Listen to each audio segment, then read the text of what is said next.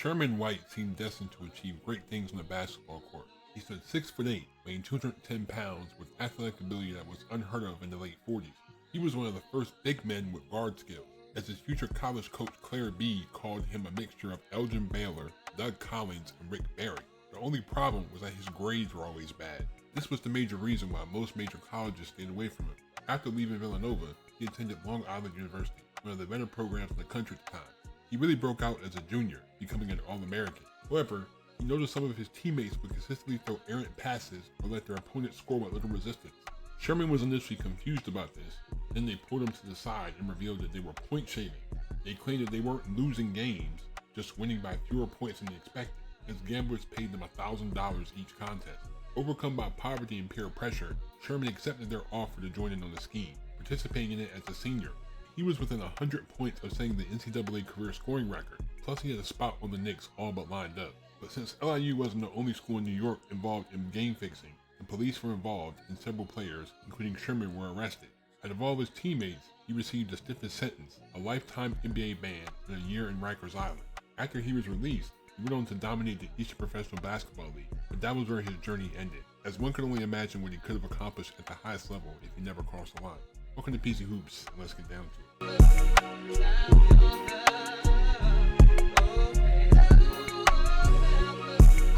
Sherman was born on December 16, 1928 in Philadelphia. His family moved to Englewood, New Jersey after his father got a job as a certified refrigeration engineer. After Sherman got to Dwight Morrow High, he grew to 6'5" as a sophomore and became the star of the team. As a 6'8" senior, he guided them to a 28-0 record in a Northeastern High School championship. He scored a then-state record 49 points in a single game and was unanimous first-team All-State selection. Sherman had an insane memory, being able to recall the names and stats of the leading college basketball players in the country, but he struggled in the classroom, graduating 230th out of 263 students. He had recruiting attention from schools like Duquesne, but they turned him down due to his grades. One school that really wanted him was Long Island University, coached by Claire B. Claire actually held tryouts at the Brooklyn Pharmacy gym to scout for future talent. The competition was fierce, as for most of these guys, a scholarship was the only way to get a college education in those days. Sherman got a number pinned to his back, and he outlasted over 200 other players, as his talent was obvious. He would snatch down the rebound and be the first man down court on the break, while he had the rolling hook with either hand, a modern-day version of a jump shot, along with playmaking and defending skills that stunned the observers. Claire B offered him a scholarship that included room, board, tuition, and books, and he pressed Sherman until he verbally committed. Things changed when he went back to Englewood though, as people from his town started to get into his ear, saying New York was too big, too dirty, and too busy. His high school coach Tom Morgan was a Villanova graduate and suggested that he become a Wildcat, and a theme that would become common for Sherman. He didn't do well with pressure from others, so he attended Villanova as to not disappoint his coach, a man he respected and trusted. But once Sherman stepped foot on campus in September 1947, he knew he made the wrong decision. He felt uncomfortable being the only black student in the entire school, plus the physical education major he was promised wasn't available. He essentially lingered around campus for the next 6 months, playing on the freshman team, but his grades continued to suffer and he withdrew. After only a week of being back in Englewood, he was contacted by another LIU scout, as Claire wanted to know if he was still interested. Sherman was, so he was invited back to the facility, as Claire allowed him to scrimmage against the varsity team. This was one of the best squads in the country, but he more than held his own. The scholarship offer was reconfirmed, and Sherman was now a Blackbird, suiting up for the handful of freshman games left on the schedule.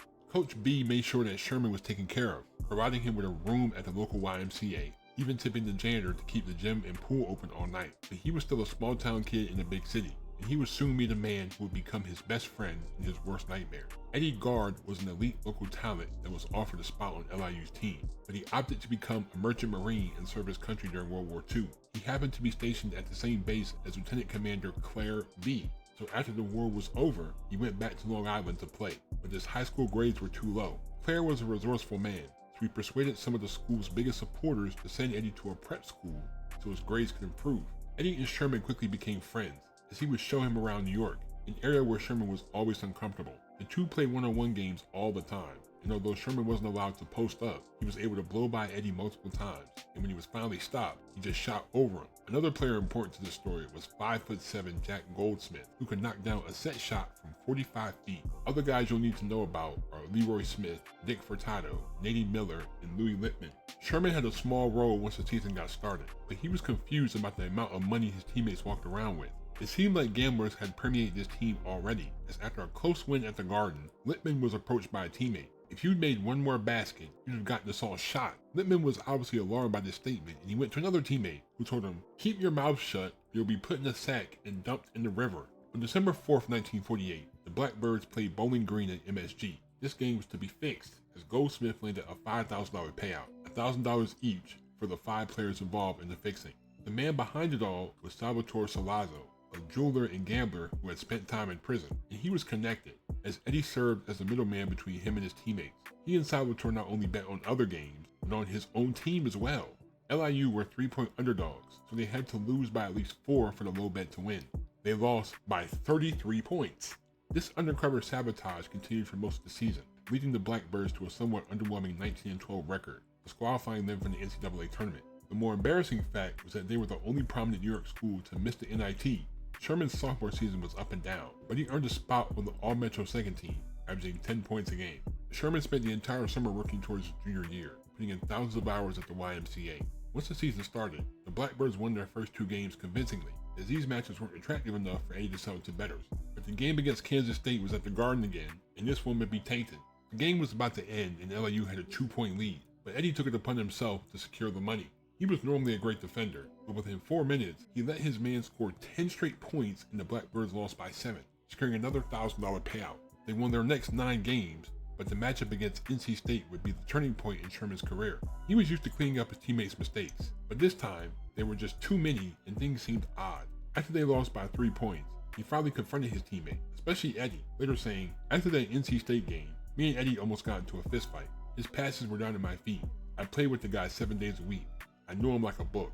I didn't realize they were dumping. I complained to Claire B. As much as I respect him, it's hard to believe that he didn't know the difference between the guy controlling the game and not controlling the game."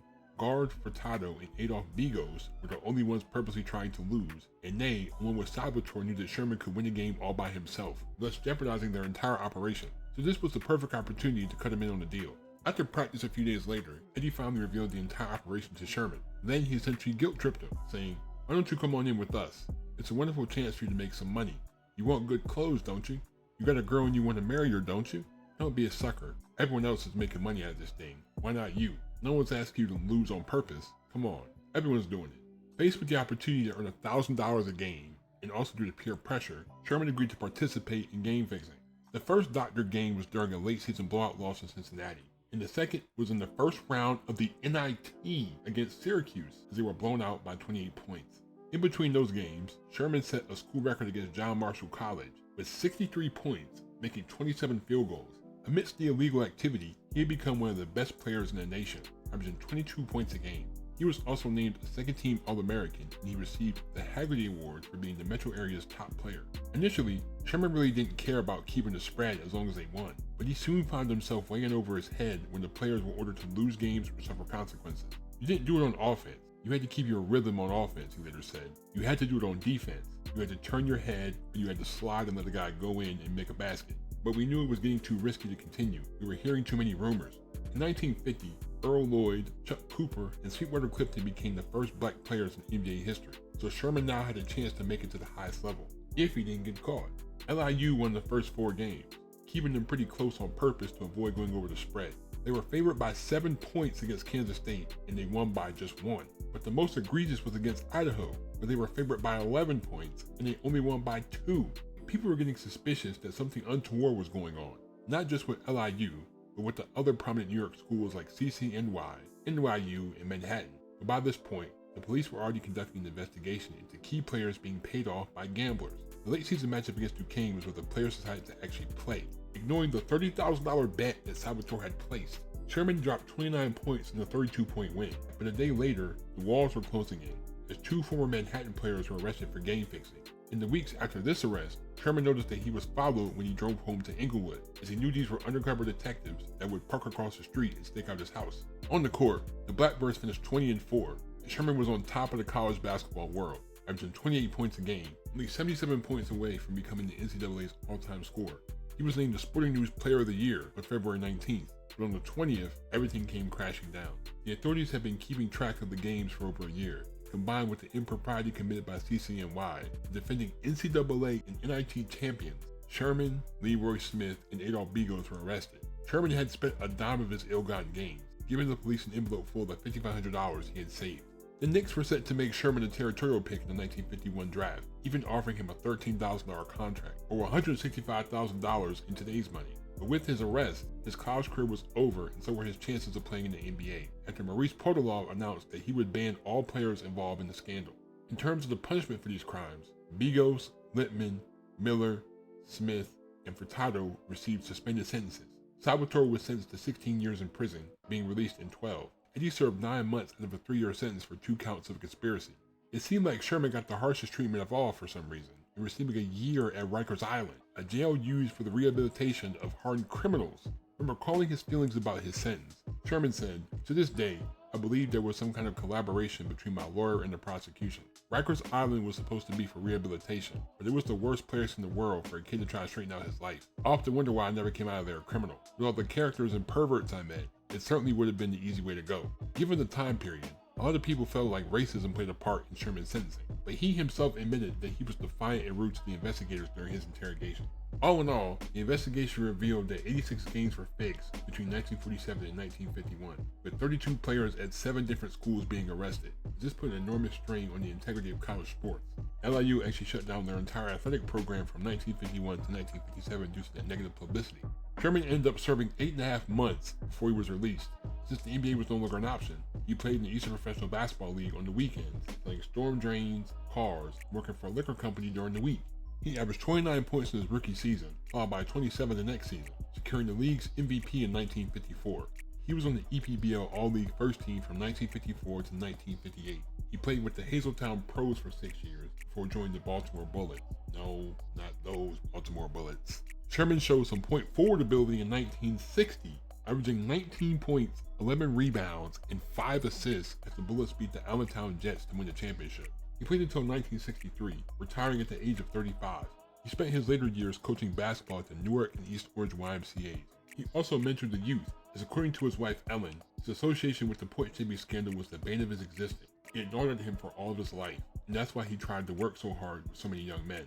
Even though he couldn't play for the Knicks, Sherman was honored in 1984 by being named to the Madison Square Garden's all-time college basketball team. In 1998, he declined to interview for the HBO documentary entitled City Dump, the story of the 1951 CCNY basketball scandal. The film claimed that Sherman was given a harsher sentence due to his juvenile criminal record, something that Sherman claimed he never had. Not much later happened with him after that, but he passed away from heart failure on August 4, 2011, as he was 82 years old. Sherman White seemed to have made it, as a kid struggling academically had worked hard enough to become one of the best hoopers in the nation. Now with the league officially integrated entering his senior year, the NBA was a real possibility. But with the illicit world of gambling permeating nearly every inch of college sports, corruption was never far away. Although his punishment may have been excessive given the crime, Sherman had already sealed his fate once he agreed to fix games. Most people believe that he could have helped the Knicks win multiple titles, possibly serving as a great matchup to George Mikan. In the current climate where sports betting ads are being shoved in our faces, being promoted by former athletes themselves, it was only right to retell a forgotten story of one of basketball's first casualties to this taboo form of entertainment. Thank you guys. I really appreciate y'all for the support. I wanted to do this video because I don't think a lot of people have even really heard of Sherman White as a player in general. Just trying to find footage, like you gotta think about it. This is from the late 40s. The environment back then, just the mob influence. Think about how powerful the mob was back then, and also just how poor some of these guys really were. Like these guys are really poor. Like they really were not getting paid at all. It just sucks how he kind of succumbed to peer pressure. I still feel like he could have been a beast in the NBA. I think he could have been another, like, maybe a taller version of Maurice Stokes. That would have been scary. You know, shout out to Sherman White. You know, I'm glad he was able to rectify his life afterwards. He was able to still play the game for a decade afterwards. You still got to be able to play, maybe not at the highest level, but you still were able to play the game, and you were very successful in your league. But shout out to Sherman White. Thank you guys for the support. I really appreciate y'all. Leave a like if you enjoyed that. Subscribe if you're new to the channel. Turn on my post notifications if you haven't already. Thank you. Please be safe. I'm out. Peace.